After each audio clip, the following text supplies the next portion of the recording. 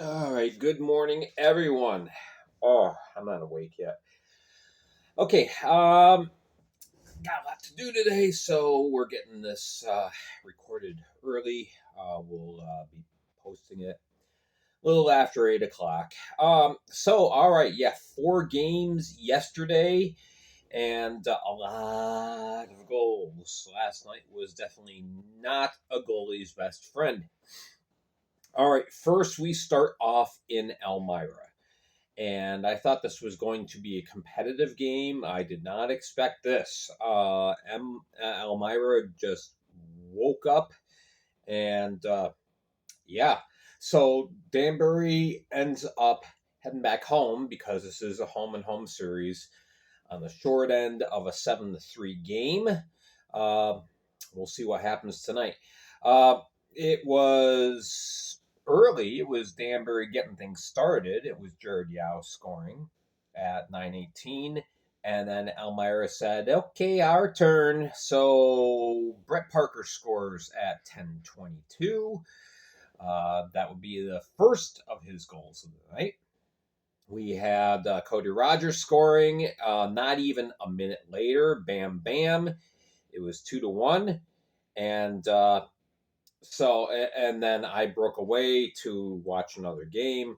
But I thought, all right, it's going to be a competitive game. Well, Elmira kind of blew the doors open in the second period. Darius Davidson scores his first goal of the night at 29 seconds into the second. Connor Woolley tried the counter, 17:51. And then Brett Parker scored again, 18:56, so just a minute five later. And Elmira firmly in control of this game at this point. And then the third, it's Davidson at 8:45 and at 17:09.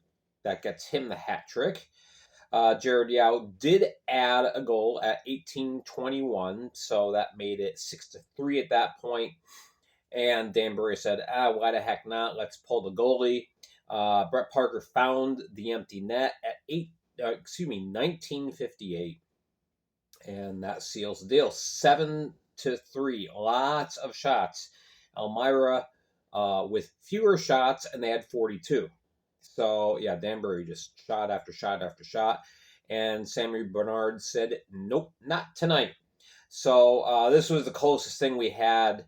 Well, there were really two great goalie performances, but one just by numbers isn't going to look like it. But with this, Sammy Bernard gets the win, seventh win of the year, stops 48 shots, and meanwhile, Liam Murray, not as good of a night as he would have hoped, stopped 35 of 41 in 58-39. So Elmira improves to 11-20-0, and thanks to the game we're going to be talking about in just a little bit, Elmira is now only 4 points behind Watertown. Danbury falls to 17-14-3, still entrenched in the third spot in the Empire Division. All right. So yeah, Watertown. I mentioned they've got Elmira right in the rearview mirror now. Objects are closer than they appear. So Port Huron and Watertown, these two teams played a few weeks back. They had played three, and once again, they're taking place. These games are taking place in Port Huron. So Eloy, I always mispronounce his last name. It's Elwa Bouchard. He starts in goal for the Wolves. I believe this was his sixth straight start. Tucker Tynan in goal for the Prowlers. So, first minute, Vincent DeCumbus takes a feed from behind the goal and pops one home. Good to see DeCumbus on the board. So it's 1-0 Port Huron. Later on in the first, Carter Thornton, he scores a power play goal for the Wolves. If you're Port Huron, not a good idea to send guys to the box. So it's tied up, but then Dan Chartrand scores on the power play as well. So now it's 2-1 at the end of one. Watertown with a good advantage with shots, and they were getting a lot of pressure on Tucker Tynan in this game. So in the second period, Tristan Sim, he scores, and that gives the Prowlers a 2-goal edge.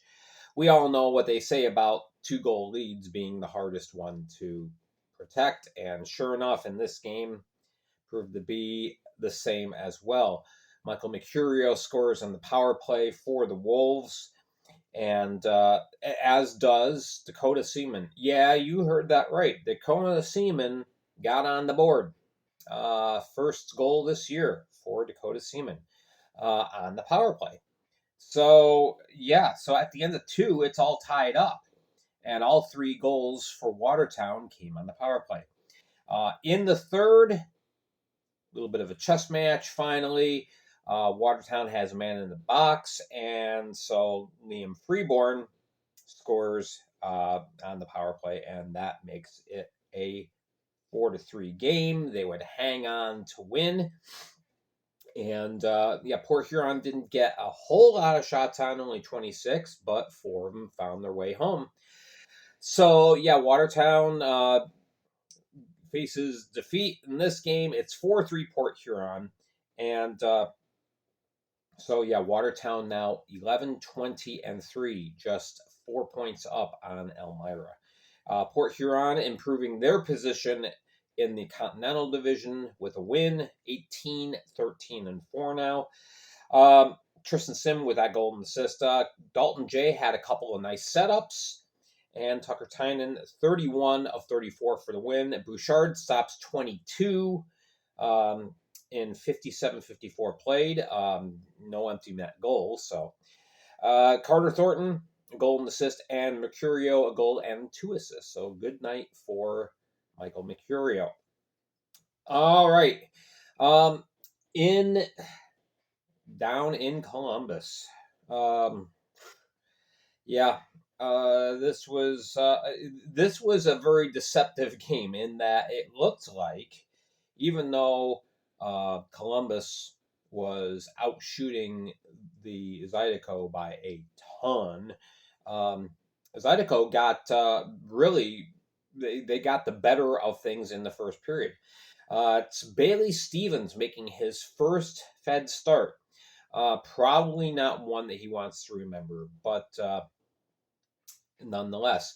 No Greg Hussey in goal, and Parker Rutherford was signed, so there's a question of whether we're going to see Greg Hussey follow his brother Brendan out the door in Baton Rouge.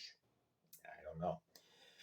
But anyway, Bailey Stevens, yeah, he got his opportunity, and Hunter Bassani very early says, "Welcome to the big club," and puts one home. It's 1-0 Columbus. But Baton Rouge answered right away. I didn't see the first part of this game, so I don't know officially when the first 2 goals were because they were both listed as 2 minutes at the first period. Well, you can't score 2 goals simultaneously. So Noah Robinson sometime gets on the board. And then at 8:42, Matthias Tellstrom just traded back to the Zydeco from Blue Ridge Bobcats. There's another kind of weird story, which I'm not going to get into. Tellstrom scores at 8:42. So at the end of 1, it's 2-1 Zydeco. And yeah, shots were 22-12 in favor of Columbus in that first period. 12 shots representing half of the shots that the Zydeco would get all night. Second period, it's all Columbus. It's Austin Doe. It's J-Mac. It's Ryan Hunter. It's Shinkarik shorthanded. Wow, look at this. All of a sudden, Columbus pours it on, and it is 5-2. Baton Rouge, not to be outdone in the third period. They get goals from Josiah Rowan, his first Fed goal, and Jake Cox. So now it's a little closer. It's 5-4. And then Columbus just turns it on once again. Slahetka, he gets a goal. at 4:04. Yeah, 3 goals in a roughly 3-minute span in the third period. And then Scott Chirac scores counters for the Zydeco. So again, it's close. It's 6-5. But then towards the end, it's just too much Columbus, too many shots on goal, way too many shots on goal. And Bersani scores again, as does Ryan Hunter. And you have an 8-5 victory on 64 shots for the Columbus River Dragons, winners of now 12 in a row. Obviously, a franchise record. Bailey Stevens for the Zydeco. He did his best to hold off the onslaught, but can only do so much when you're faced with 64 shots. He stopped 56 of them. So, that's something you can hang your hat on for your first pro game. Obviously, I know he would have liked to have saved a few more and come out with a W, but there you go. So Robinson with the goal, Tellstrom with a goal and 2 assists before he ended up getting ejected later in the game. At the end of an altercation. Bersani, he had one of the really big nights of the night in the Fed. 2 goals, 3 assists. Ryan Hunter, 2 goals and an assist. And Brendan Colgan, now, he's been playing, he's been getting the wins. Columbus has been getting a lot of goals, but this is not the Brendan Colgan that we're used to seeing. Stopped 19-24. So if there's a concern for the River Dragons, it's that too many pucks are getting into their own net. So we'll see what happens tonight when Columbus faces Mississippi, which admittedly Mississippi is a little bit more of a potent team. Final game of the night, and I'm running out of time, so I've got to move this along. Binghamton travels to Motor City, and this game, a lot of intensity, a lot of sloppiness, a lot of goals by both clubs. Gaudet starts the game off. Motor City thought they scored, but it came off the high puck, so it was washed out. Then Gaudet scores, and Gavin Yates counters. At the end of one, it's just 1-1. It's not looking too bad. The shots are 12-11.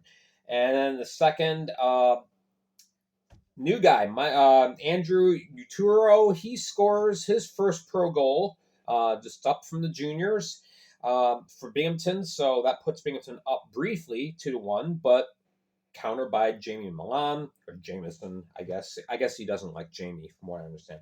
Milan scores on the power play. You don't put yourself in the box against Motor City. They score 34% of the time on the power play. Milan scores, so it's tied up. Yates scores again, put Binghamton briefly up. Then it's Ryan Rotondi. He scores 16:31. So again, it's tied up. It's 3-3. Late in the period, 30 seconds to go, Dakota Bond, he decides, you know what, I'm just going to take over things. And he gets his first of 3 goals for the night. So it's 4-3 Binghamton. In the third, it's Scott Koash, ties it up again. It's Jesse Anderson scoring on a nice breakaway play for Binghamton. Dakota Bond scores again, this time on the power play. So that's his second. Giuliano gets Motor City close at 13:38 with another power play goal. But then it's 6-5. And finally, Gonzalez gets pulled, and Dakota Bond finds the empty net. He gets his hattie, and there you go. Bond with the hat trick. Yates, 2 goals and 3 assists for the night. And Connor McAnanima, not a great night, but it's sufficient. He made enough saves, 29 of 34.